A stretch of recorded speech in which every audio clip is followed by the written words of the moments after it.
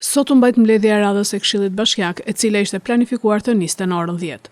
Mbledhja filloi 30 minuta me vonesë për shkak të mungesës së shumicës së këshilltarëve, të cilët edhe pse ishin njoftuar nuk u paraqitën. Pas telefonatave të kryetarit të Këshillit Bashkiak apo sekretarit të Këshillit Bashkiak, erdhën 2-3 këshilltarë sa për të plotësuar numrin për korum.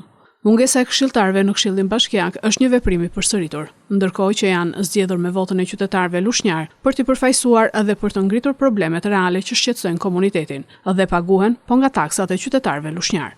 Mbledhja pasi u plotësua numri nevojshëm vijoi sipas rendit të ditës. Diskutimet u përqendruan tek privatizimi i klubit të futbollit Lushnja, ku kryetaria e bashkisë Riselda Sefa kërkoi të ulej 20% e vlerës fillestare, pasi nuk ka ardhur asnjë ofertë për privatizimin e tij.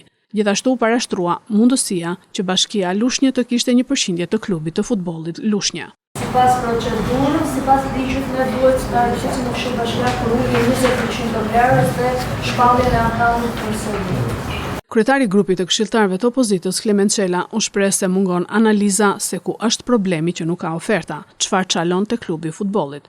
Por gjithashtu, nga këshilltari Ervin Sina u theksua edhe ana pozitive e klubit të futbollit. Nga 68 lojtarë më parë, sot ka 3 fish. Mendoj se duhet ripar gjëja, se nuk besoj se do ketë ndonjë ndryshim. Ai që s'ka qenë interesuar me 140, nuk besoj se i shfaq në interes të madh ta marrë me 110. Mos ndoshta duhet parë me gjë tjetër, mos ndoshta duhet ripar pjesa e aksioneve, sepse